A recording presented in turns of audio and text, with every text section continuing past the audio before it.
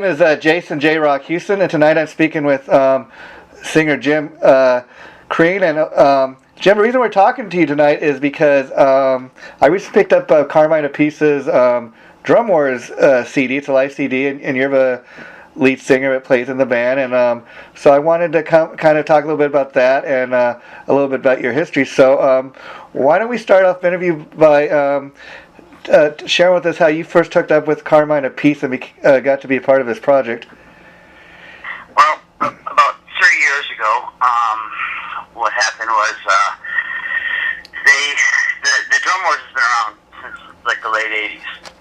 And Carmine and they've been doing the Drum Wars. And so what they do is they just get different singers and musicians from different cities and, you know, to play their hits. Yeah. So the way that works is they would just get different musicians, but a lot of times, a lot of guys couldn't sing the Dio stuff, and that's pretty hard to sing. Yeah. So, because Ronnie, by all means, was the best singer ever. Yeah. So that being said, they had a real hard time finding singers and guitar players and bass players in each city that would do a great job, you know, give those songs justice. So they decided this about 3 years ago to go on tour, and they went to Canada. I mean, they were all over. They went to Poland, Italy. Wow. So they did a bunch of shows, and at every city they would have different musicians. And so then a promoter, a friend of mine, you know, said, hey, they're looking for a singer to do this. If you're interested in trying out, you know. So I sent my tapes and stuff into them, and they liked what they heard. Wow. But no, I figured it would just be just a one-off thing.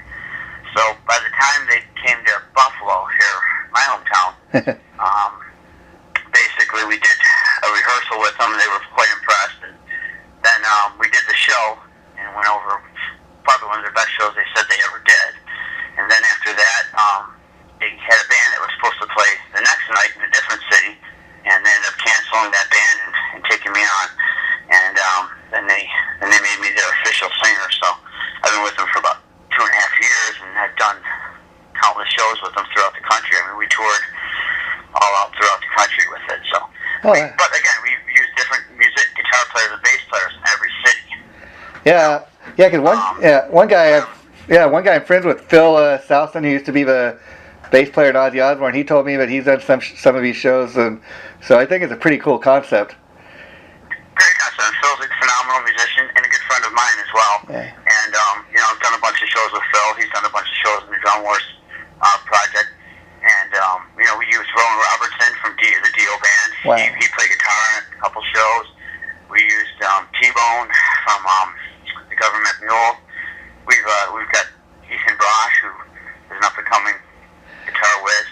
We used a lot of great musicians in different cities. And but I've been a predominant singer. You know, I've been the only singer, the official singer in the band now. So it's been great. It's been a great experience. I mean, playing with the two best drummers in the whole world. You know, so it's a big honor. Yeah, that's pretty cool. Now, like, let me ask you, because again, you know, like you said, you guys get other musicians to play, going from town to town, and you, Carmine, and Vinny, I guess, were three permanent figures. So, if you guys get these other musicians each show, do they kind of like bring their own influence into the show, if you know what I mean? Well, what happens is this: some cities we get the musicians, and Carmine and Vinny actually made me the musical director of the band. So, wow. You know, I kind of get with the guitar player and bass player before them guys got with them.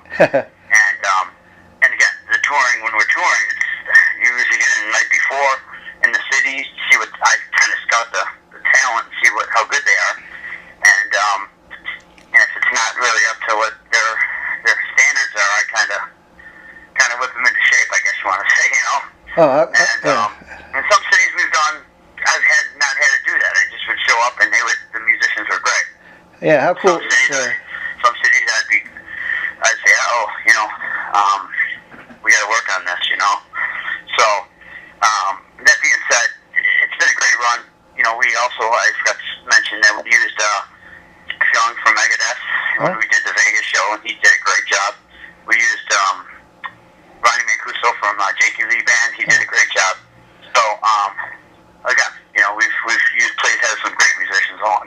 Oh, It's been a great experience.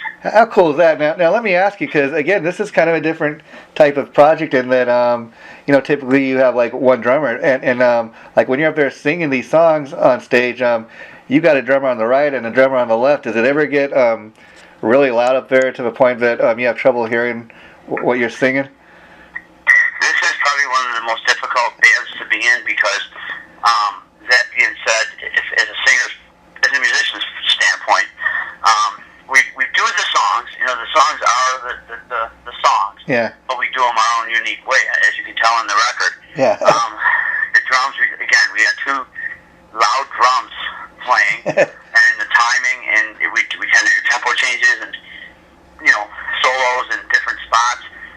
But the vocalist, it's tough because I have to stay really focused. You know what I mean? Yeah. Every night we play, most of the time the songs are different. So I just have to kind of keep it all together. And we did a show up in Montana, and that was definitely the case. So I pretty much just had to keep the whole thing in perspective. And again, Carmen and Vinny are such great musicians and great drummers that it's so easy to sing over top of that when you got two of the best drummers in the world. Yeah, and they're both powerhouse drummers. And talk a little bit about the competition factor, because I've seen these guys, do interviews and stuff together. I mean, and they're always like just trying to outdo the other. What's that like? Because I mean, I imagine you have both these powerhouse drummers drumming on stage, and it's kind of like a drum off, and they're trying to show off, and outdo the other one. What's that like? Well, I mean, Carmen and me they became very close friends of mine now. Yeah. Over the last 3 years, I spent a lot of time with them, and they're brothers. Yeah. They're brothers. It's a brotherly, fun, competition. But they're great guys. That's the thing. They're really two really cool guys. So they make it fun and enjoyable for the fans. The fans get to see that kind of competitive edge, and it's kind of neat because we put a little humor in there. Yeah. And they also just play the beats and the licks that made them both famous. And it's really an exciting show because the misconception is that this is a drum clinic. Yeah. And it's not. It's a concert. We put on a full concert. It's a full theater kind of concert. Arena type concert. And that's why we decided to put out the live album. What happened was we had a couple shows booked at the world famous Iridium, Les Paul's club. Uh-huh.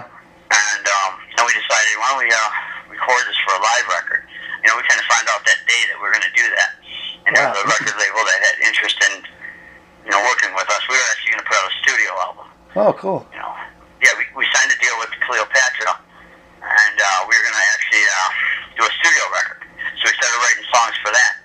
Then this live show came out so good that we said, let's just release it as a live record so people understand what this really is. A concert, not just a drum clinic, Yeah, I mean, because I got to tell you, when I first heard about Drum Wars, that was kind of what I kind of thought it was. It just, these two drummers kind of like a competition going off. And then when I read about the CD online, I thought, wow, this is a cool thing. It's actually, they got a full-fledged band. It's an actual concert. It sounds like a pretty cool thing.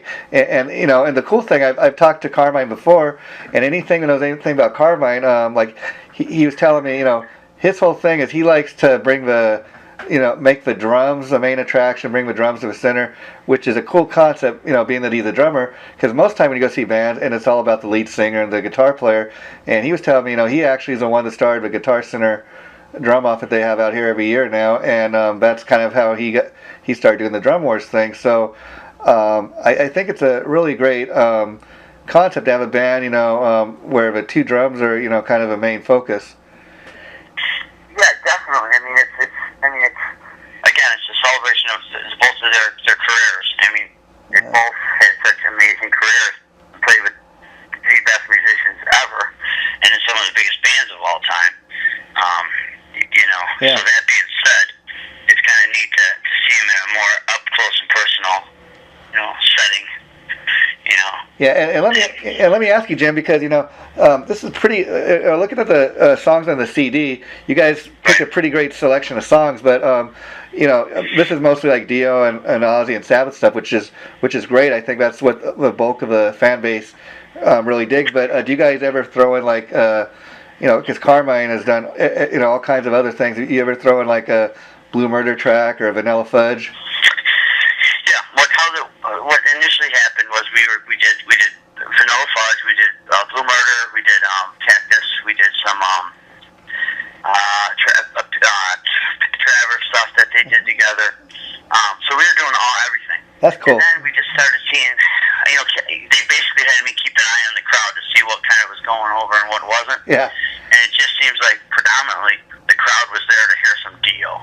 Yeah. You know, and then we said, okay, let's focus and make this more of a Dio type Ozzy thing. You know, and the Rod Stewart type thing. Like we used to do Hot Legs by Stewart. We did, you know, Evil. Mm-hmm. You know, so we did that kind of stuff, and we started dropping those songs because we seen the crowd was more geared for the heavier metal, you know, Ronnie Dio stuff. Yeah. So that's why we went that route. And to be honest with you, I personally think it was the right choice because you heard the CD, it's very high energy. Oh yeah. And I love you know, you guys got a metal version obviously here of, you know, track 9, Do You Think I'm Sexy, which is, like you're saying, a Rod Stewart disco hit back in the day. But you know, how cool was it to kind of metal that up and you know, put your own spin on that? Well, that's what we kind of had to do because you know, again, the crowds were there to hear more of the high energy up tempo stuff, and we were keeping an eye on that. We said, okay, well, we better keep it at least, you know, even keel of keeping it heavy, you know. So that's kind of the route we went. But you're right, that version came out really cool. So. And you were saying that, you know, this live CD guys put out kind of it came together kind of, you know, the night of a concert when you guys were performing. Are there any plans like to release like a live video or anything to go with that down the line? You know, it's funny you said that. Last night I was just in the studio editing the video footage that we are going to release. So we're going to release Stand Up and Shout. Oh, cool. The whole tour. So we filmed the whole tour, and we just took video clips from the whole tour and put together like a live video montage for the Stand Up and Shout song. So that's going to be really cool. We're going to release that in January. Oh, cool. And so Drum Wars, when you guys are performing this live, I got to ask, is it kind of an evening with just the one band, or do you usually have somebody open the show for you guys? Yeah. I mean, it depends on the cities that we play in the stages, obviously, the size of the stages. But we've been using opening bands. Nice. You know, we've had a bunch of opening bands open the show. We had the Ethan Brosh band open once, and we liked them so much because he's on Carmine's label. Yeah. We liked them, and then we decided to do a few shows with them, and then that's the live show that we did. So we've had opening bands pretty much every city we played. Yeah, I got to say, Ethan, I just last week I had a chance to interview him about, you know, his participation in this CD, and I've interviewed him a couple times. He's a great up and coming you know, guitar player for anybody who wants to you know, check that kind of music out. He's really great at what he does. Absolutely. And now let me ask you, like you're saying that you're obviously a Dio fan. So I got to ask you, like you were kind of you know, mentioning that, you know, Ronnie James Dio, that's a hard act to follow, and you know, it's really difficult to do those type of vocals. So how much pressure is there for you to, you know, really perform those songs, you know, the way he did them? Well, here's the thing. My opinion was when I took this on, I said, you know, there's never been a better singer than Ronnie Dio as far as I'm concerned.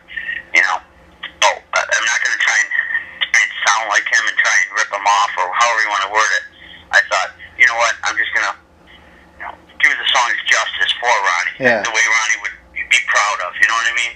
As opposed to just going out there and trying to sound like it. And, so, you know, I do my own voice to it. I mean, it's my own style singing the Dio songs. You know, because we're not a tribute band. You know what I mean?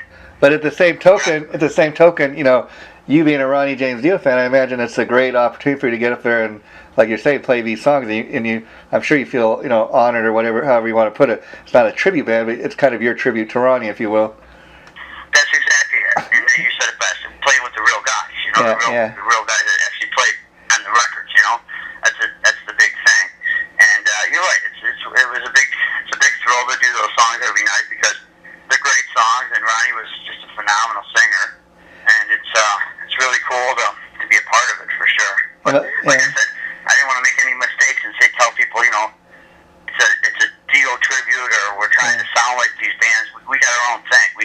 own sound, Yeah. which kind of works because, Vinnie and Carmen were such original sounding drummers, both of them. Yeah, yeah. They influenced so many people throughout John Bonham, they influenced John Bonham, and Vinnie influenced all the heavy metal drummers from the genre.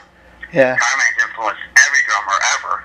Yeah, I mean, they're both very talented drummers, and they've had very successful careers. But the interesting thing I've always noticed about Carmine's playing is he's been able to fit his style of drumming in with whatever style of music he's doing. If it's with Rod Stewart or Ozzy Osbourne or whatever, Right. And then that's a true professional right there. I mean, some nights I just get done playing and I'll literally say, Carmine, man, you were great tonight. He's like, I kind of missed a few things. Come on, you were great tonight. These guys are very humble guys. They're very down to earth guys. So it makes it really easy to work with. I mean, I became really good friends with them. The three of us are really, and our wives and stuff they're really good. Became a family. It became a family. Yeah, so just a couple more questions. I want to ask you about the Drum Wars. Now you're saying that you guys were originally going to do a studio album of original songs. Is that still a project you guys have planned? It's funny you said that. Me and Carmine we had a meeting last night, and we just talked about that. That we're going to shoot for the end of 2015. We want to go in the studio and start writing, and we're going to definitely put out an album 2016. All originals. Oh, cool. And a studio album. So that way we can incorporate those songs in the show as well. You know what I mean? And how hard is it to schedule live dates with a project like this, being that you're all involved in so many other projects as well? Well, what we do is this: we try and make this a priority.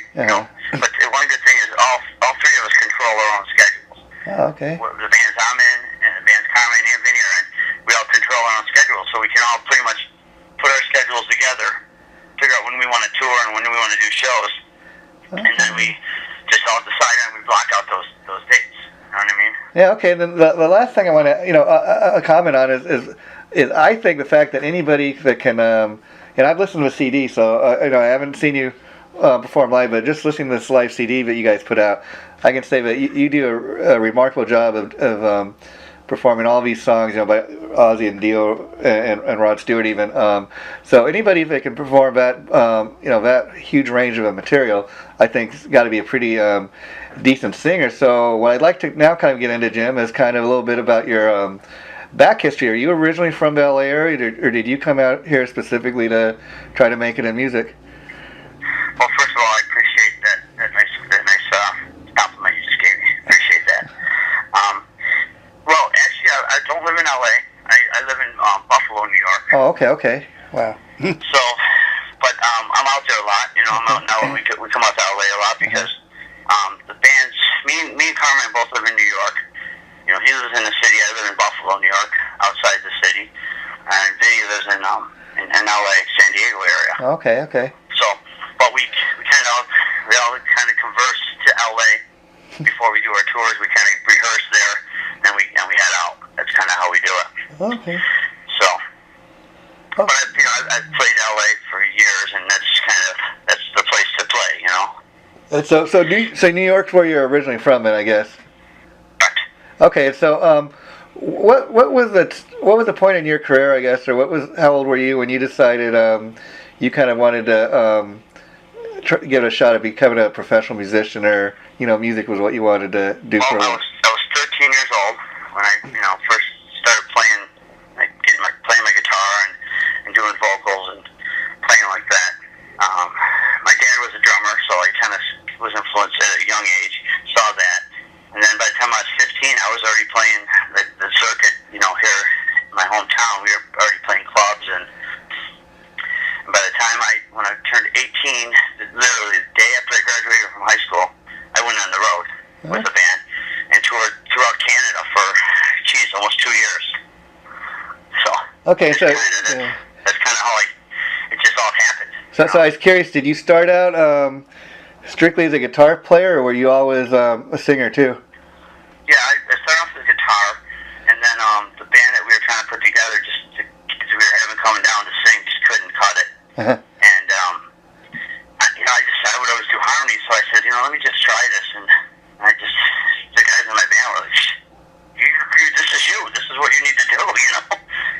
Now, yeah, I got to ask, like a guy who started out, strictly as a guitar player. Once you started singing, what was it like for you? Because a lot of times, people typically, even when they hear their voice on a tape recorder or something, like, oh, I hate the way my voice. So, did that take some getting used to what your voice sounded like when you first started recording your own songs? No, because I really wasn't that good of a guitar player. So, to be quite honest with you, so I really was more focused on the vocals. That's really what I wanted to do anyways, I think. I definitely wanted to front the band, and I just kind of dropped the whole guitar thing and just really focused on being a singer, and it just really took off for me, And so you mentioned, Dio, but I was going to ask, who are some of your other influences, as far as people that influenced you as singers or guitar players? Let's see, I got Steven Tyler from Aerosmith is a big influence. Mike Tramp from White Lion, who's a very good friend of mine. I'll get into that with you in a minute, what's happening with that. So Mike Tramp from White Lion, Steven Tyler, Ronnie Dio is a huge one. Robin Zander from Cheap Tricks. Okay, wow. A local guy here named Phil Narrow I used to like a lot. Yeah, I like him a lot. He's also a good friend of mine. Okay. So, and I would say Frank Domino from Angel. Oh, cool. Well, what a great range of guys to be influenced by. And you were mentioning. Yeah, it's funny because you hear all that when you hear like my original stuff. You hear all that, and it's kind of neat, Okay, and you were mentioning Mike Tramp. I'd seen you'd had some pictures of him up on your Facebook page. So you want to talk a little bit about how you're associated with him, or?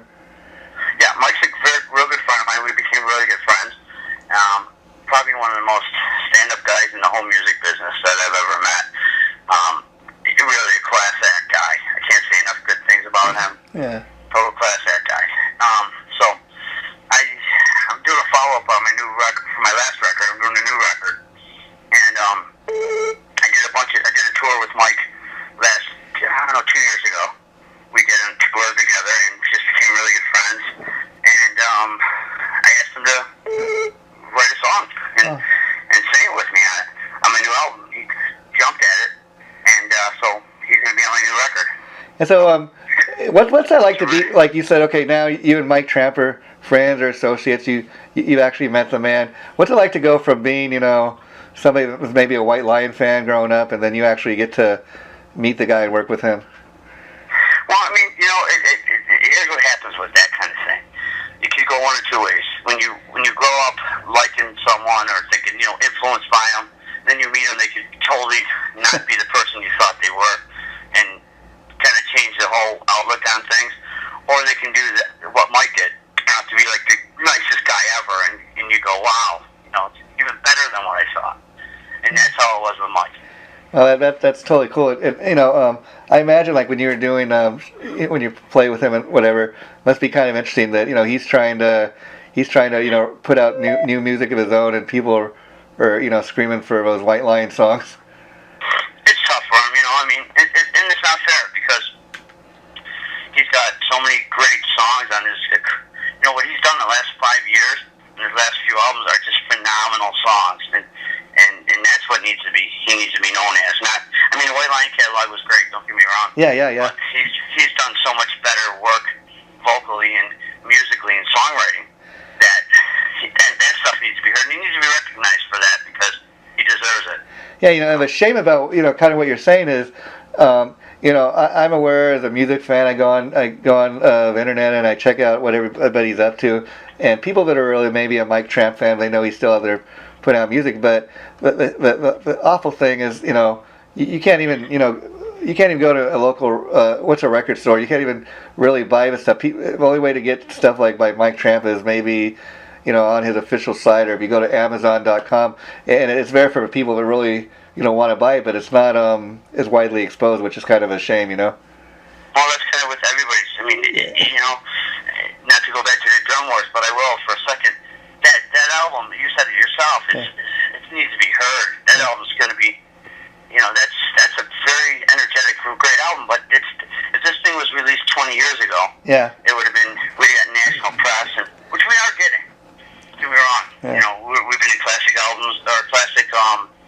what's it called, Classic Rock magazine. We've been in a lot of magazines already. But it's so hard to get music out there nowadays compared to what it was even 10 years ago.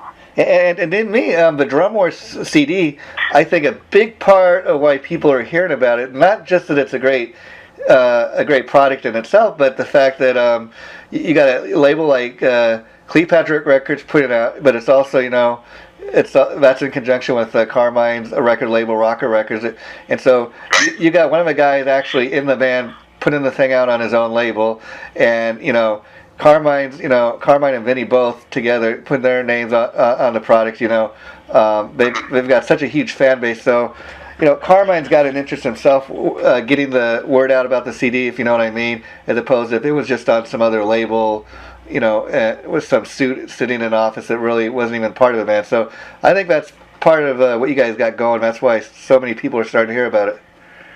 Well, you're definitely right about that, and not only just that, we believe in it. Yeah. Me and Carmine and V both had dinner a couple weeks ago, and we were out just listening to the tapes and listening to everything back and the final mixes, and we all just looked at each other and said, "Wow, I mean, this is great." We the three of us really believe in it. It's so, and it sounds that way when you listen to the record. It sounds believable. It doesn't sound like we're just playing cover songs and just kind of get them out there to put more music out there. Yeah. No, we really believe in what we're doing with this project. It's a really cool thing, Yeah, I gotta tell people, anybody who's not aware of it, Carmine Appice, he has his own record label. It's called Rocker Records. I urge people to go online. There's a Facebook page they can check out.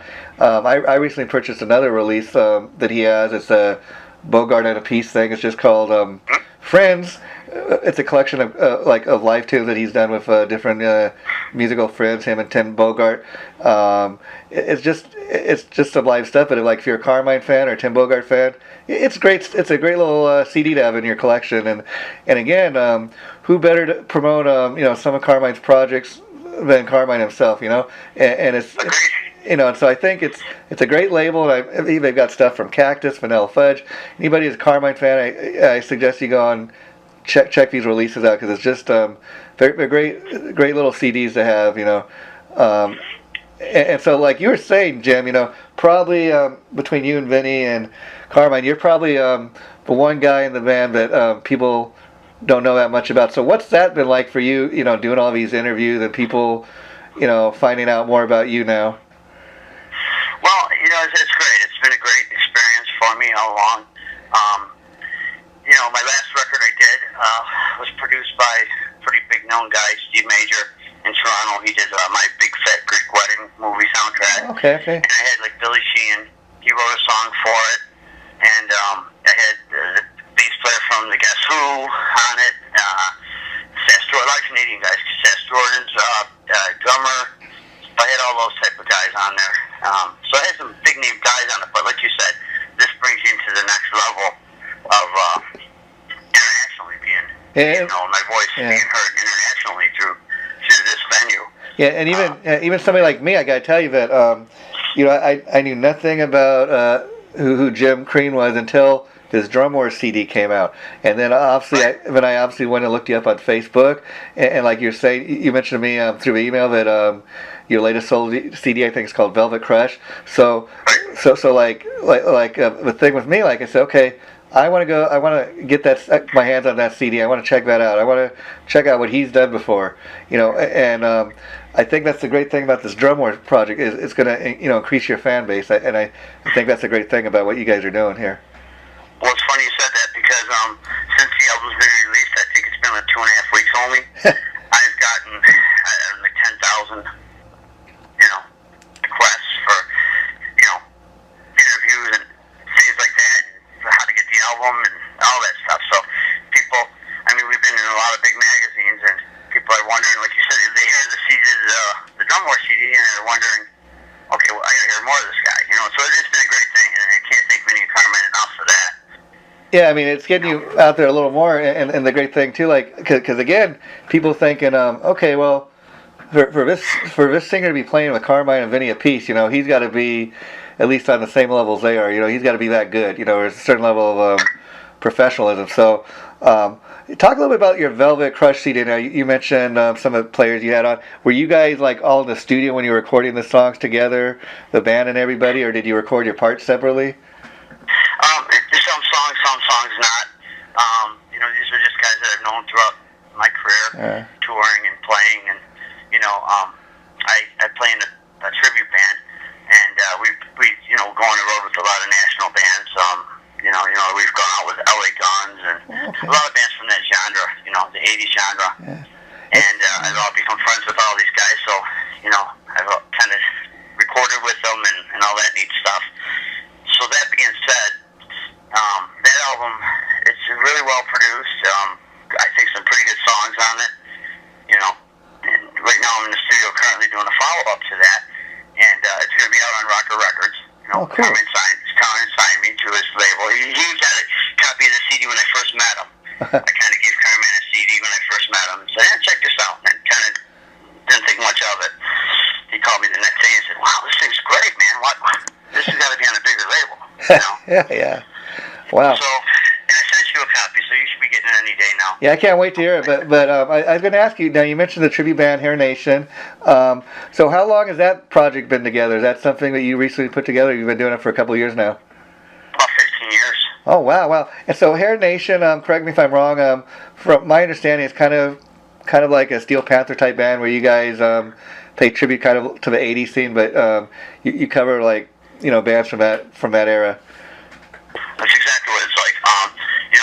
Before Steel Panther, there was a band called Metal Shop. Yeah. And they used to play, throughout Canada or LA. And my band here, we were called Metal Works. Okay. So it was the same type of deal. So then we ended up changing our name when that radio station came out, that Hair Nation station. And we started doing a lot more touring. Like we started we played the Whiskey. We headlined the Whiskey a bunch of times. And we just got a really cool cult following. And do you guys ever do your own headlining shows, or do you typically open for other bands? Well, it all varies. I mean, when we play our own shows, we do all our own headlining. Oh, cool. Like when we play different cities, and we usually get a couple opening bands that open before us. We go up and down the East Coast, and we do our own stuff. But then we do a lot of national bands too. Like we've opened up for Bret Michaels a bunch of times. Got Skid Row, Cinderella. There's so many I can't even name them all. Just all the 80s bands from that genre that are still working, we've pretty much opened for. And so let me ask you, some of these bands that you cover, are you friends with any of the guys? Like you're saying LA Guns, you guys throw an LA Guns song in your set? Or I was kind of curious, what do they say? Oh, hey, we love the way you do our song, or what's that like? Yeah, it's so funny. But when we open for them, we don't do Obviously not, yeah. But it's funny too, because I'm really good friends with the guys from LA Guns. It's funny you brought that band up, but they'll come and sit and watch us on the side of the stage the whole set, just like headbang and get into it, and bands like that. So it's really kind of neat to see that. I'm good friends with the guys from Great White. Actually, we're doing a run with those guys in April. Jack Russell's Great White. We're running out with those guys, and when we were playing the last show we did. I'm up there, I'm singing on stage, we had a great, huge, big crowd. I'm singing, all of a sudden I feel like an arm around me. I look to my left, there's Jack Russell. Wow. Singing in my mic with me. Wow, how cool is that? Wow. I look over, I put my arm around Jack, I kind of gave Jack the mic, said, here you go, it's yours, you can grab me and get over and sing with me. And he never does that, he never sits in like that with anybody. Yeah. But he was just, totally digging what we were doing, so he came over and did that. So then his whole band, Robbie Lochner, who's a good friend of mine, who's a really great guitar player, phenomenal guitar player. He sat in the whole night with us. So we opened up for them. Then they played, and then we went on to the set after them, and Robbie did the whole final set with us. Now, Hair Nation, like you said, you've been doing for 15 years, and you guys are pretty much a cover act. But has there been any thoughts on your part of kind of going the Steel Panther route, where you start recording original material, or you want to keep it? We talked about that, but see, now I got my own record coming out. So exactly, yeah. With that, I got the Jim Crean band, it's called. So and I tour with that as well. So I try and keep really busy, And the new record I have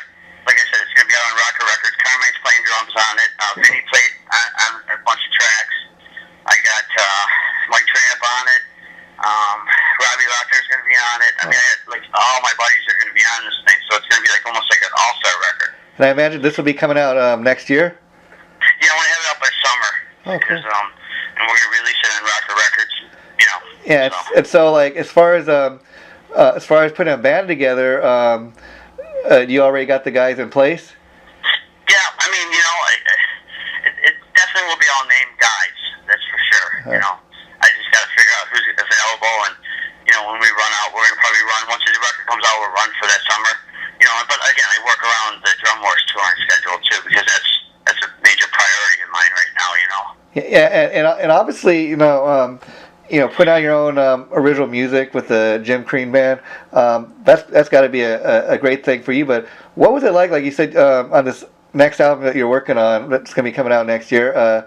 You had Carmine and Vinyana. What was it like, have them, play on your songs, where you're like talking on the Drum Wars, this is their project and you're coming in and you're recording songs that they've made famous throughout their career. Now you're having these guys now play on your songs.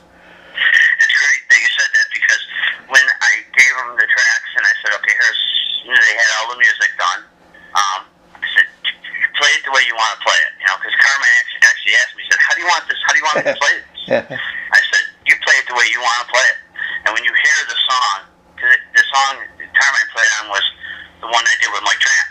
Okay. So it's really cool. It sounds almost like the Blue Murder kind of drum rolls when he played real fast and heavy. Yeah. And then he puts a really cool bottom type beat to it. It's unbelievable. Oh, cool. And Mike sang great on it. I felt I did a pretty good job. So it's definitely going to be a big song for me, I think. And any plan, or you have to wait, I guess, to see once the album's released nowadays, but any plans to make any videos? Oh, yeah. We're going to, actually, I think we're going to be in Hollywood. We're going to film it. I want to film half of it in Hollywood and then half. We're back in Montana again. Okay. In the summertime. And we did a show in Montana, and there's some unbelievable, it's called the Badlands in Montana. I don't know if you've ever been there, but Okay. we were there over the summer with Drum Wars, and it's like perfect for a video shoot. So we're going to definitely film in there. So. And correct me if I'm wrong, Jim, but didn't your band Hair Nation, didn't you guys also open some shows for Jakey Lee and his band Red Dragon Cartel? Yep. Yeah, we've done a bunch of those. Everybody. We've done that. Jake's a real good guy, so we've been out with them, and we've been out with pretty much any band from the '80s genre. We've pretty much opened for Striper, Slaughter, Skid Row. God, there's so many of them I can't even think of them all, but we've been out with pretty much all those bands. And so let me ask you, when you release your new CD, how hard is it going to be to balance, your solo career, Hair Nation, and the Drum Wars? Are you all worried about Hair Nation all of a sudden is going to fall to the back burner? No, because it's a good moneymaker for me. Uh-huh. That's a good that's a good job, I guess you want to call it. Yeah. So that keeps me. It actually keeps my chops up. Yeah. Because a lot of that stuff's hard to sing, and we don't do it half-heartedly when we go out there. We go out there full. I got a great band. The Hair Nation band's a great band. So I got my fiance in it. She's a drummer. Oh, cool. She just tears it up. I got a real good guitar player, real good bass player with that. So I got a really cool band with that. So that really kind of keeps my vocals tuned. You know what I mean? Yeah, and so that'll definitely be always a priority for me. I imagine. Drum Wars is definitely a priority right now because we got the live album out. We want to try and do as many shows with that to support that. Yeah. Well, you got everything going for you, and your most recent solo album, which is called Velvet Crush. How long has that been out now? 2011 that came out. Actually, it's so funny. It says 2011 on the jacket, album jacket, but it really came out in 2012 because it came out in January or February of 2012. Yeah. But we had them printed up, and the label that I was on at the time, Melodic Revolution Records, great label out of Florida, great guy Nick, did a great job on it. Really put a lot of effort into the record. They already had the masters and stuff, and we were like, well, let's put it out in 2012. But for some reason, the jacket said 2011. So when people buy the record, they'll see 2011 on it, but it really came out in 2012. And so, let me ask you, for the Velvet Crush CD and this new one you're working on, is a lot of this material, has any of it been laying around like for a number of years just waiting to find a home, or were they specifically written for the album? That was a great question, and I've never been asked that in my interview, so kudos to you. That was good. Yes, that Velvet Crush, they always say your first album is like the greatest hits album because most bands have all these songs that they've written over the years, and they put the best of those songs on the first record. Yeah. And doing a follow-up is always a tougher album to do because you got to actually write for it. So that's exactly what happened. I've had those songs written for about 12 years.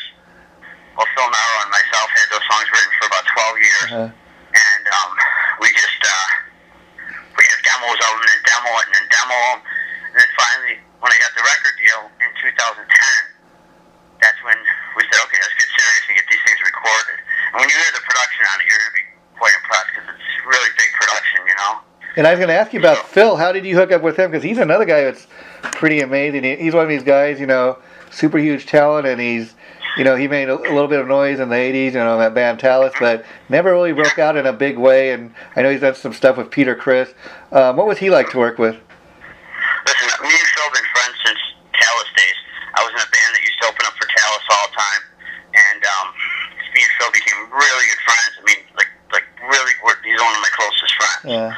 So what happened was, I did 2 albums before this one too, and I did one in '88, I believe. Yeah, I did one in '88, and then one in '91. And Phil produced both of those, and then he also produced this album. So we became really good friends. We'd write songs together. I sang on a bunch of his albums that he did. Yeah. I did backgrounds on his album, so it was kind of back and forth thing that we did. Oh, and we just became really good friends. So it was, it's been great.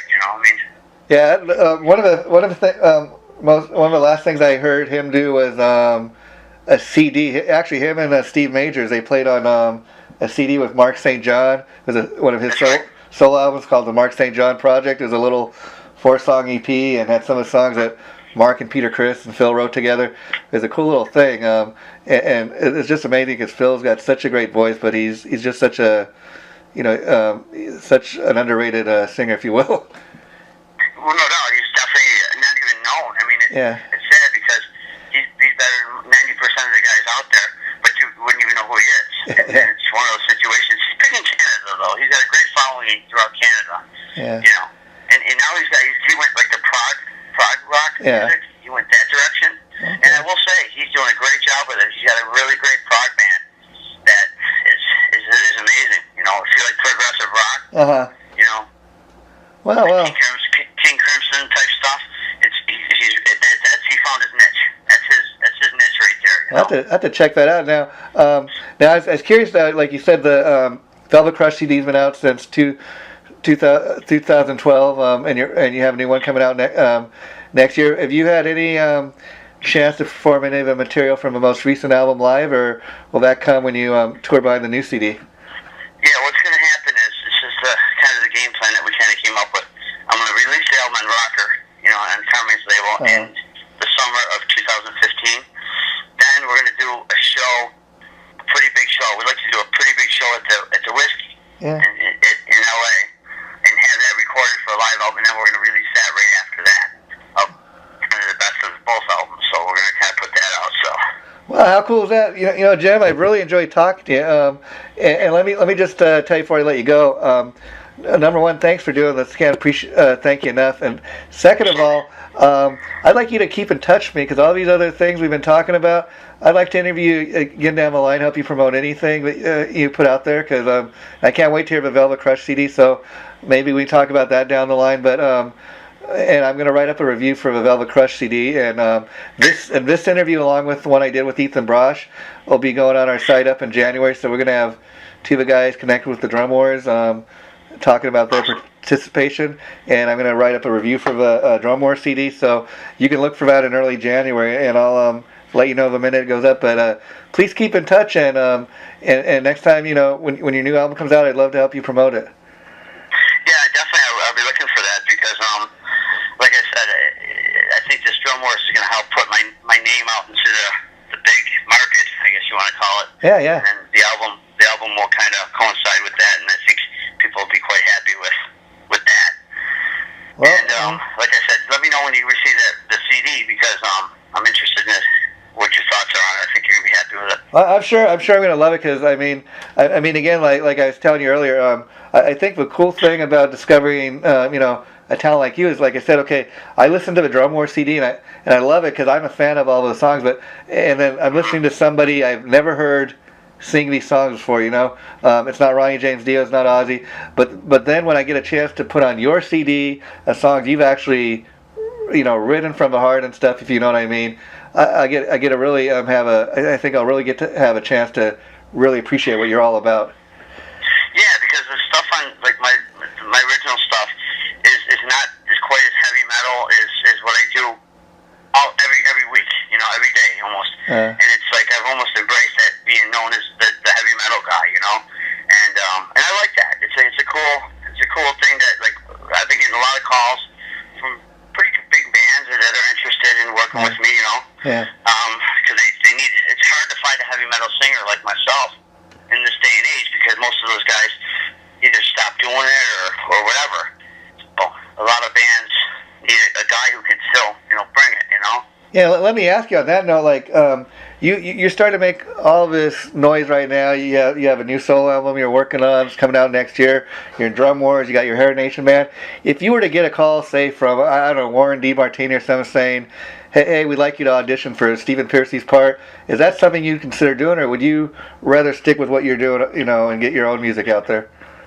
Well, of course, I would absolutely welcome, something like that. That's something that I've strived for my whole life. Yeah. I'm very dedicated to the Drum Wars project. As long as one of those bands, willing to work around that. Let me still do the Drum Wars. I would definitely consider joining something like that.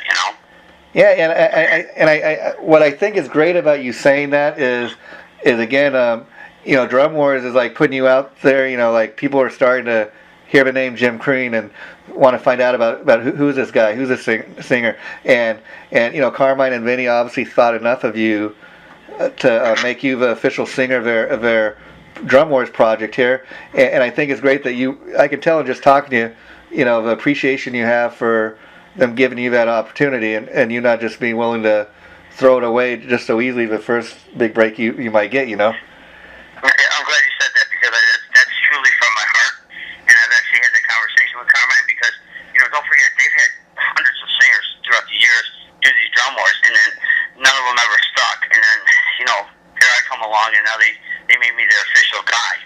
So that's a big honor in itself, and I'm not going to forget that. And I told Carmine, I said, my loyalty is to you guys, you guys took a chance on me, and it's worked out wonderful. Every time we play anywhere, and no matter what city we play, people come up to me and like, wow, who are you? Where'd you come from? Wow, I gotta get your CDs, and then before I know it, I'm getting friend requests on the Facebook, and they might get the hits on my website. People are just wondering, they want to find out more and get more.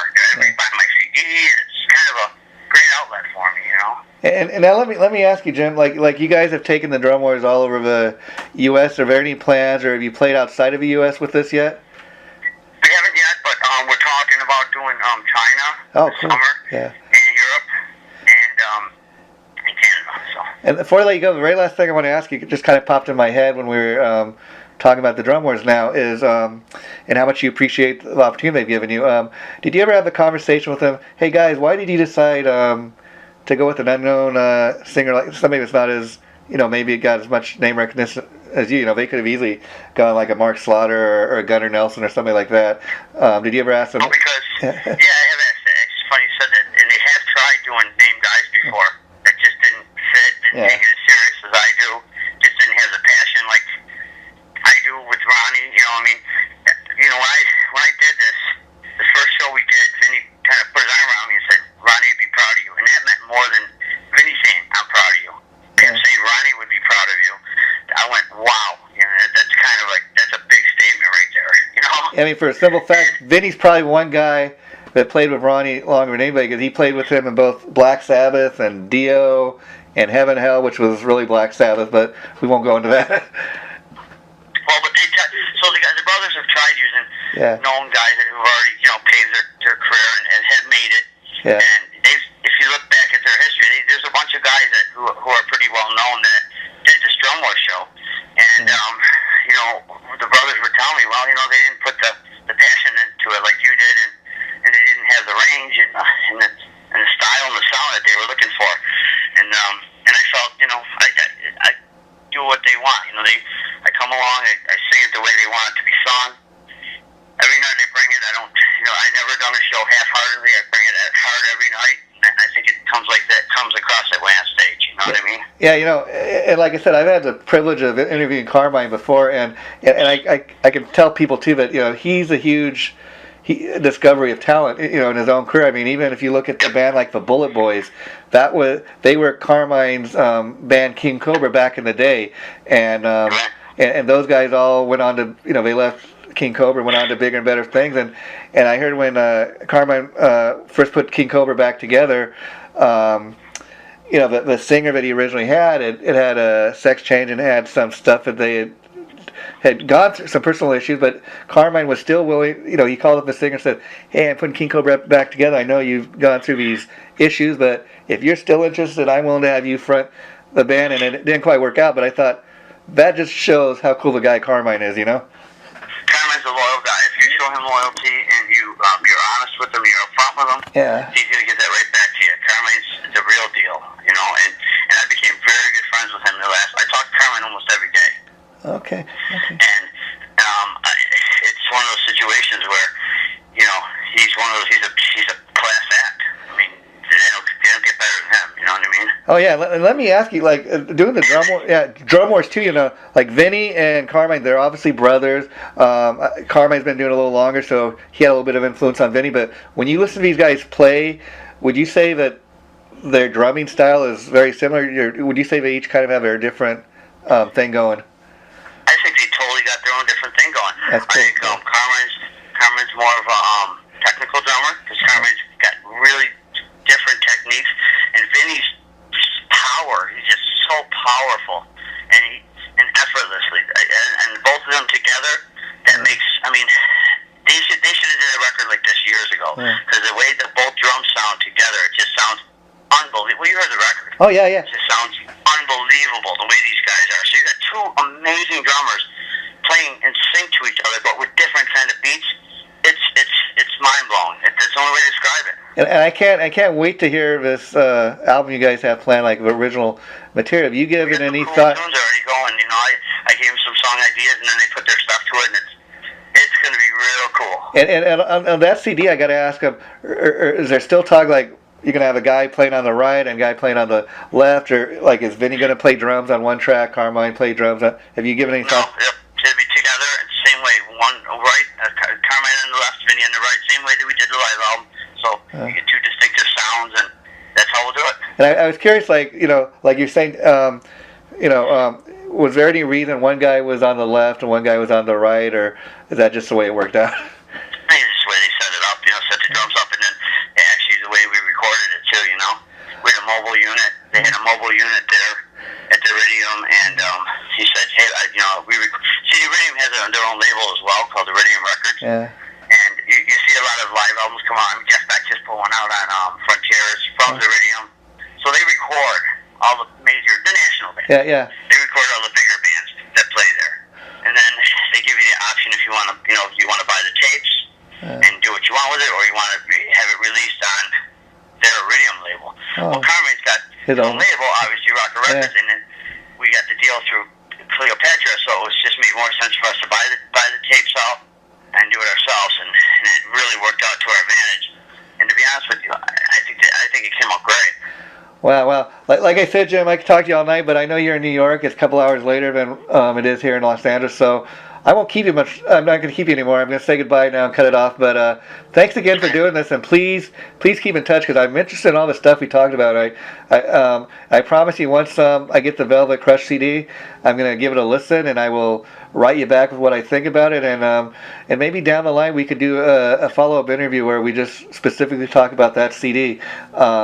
But thanks so much for doing this, and I really hope that we stay in touch, because I'm really interested in helping you promote all your stuff. Appreciate it, Jason. You be good. Okay, take care. Bye-bye.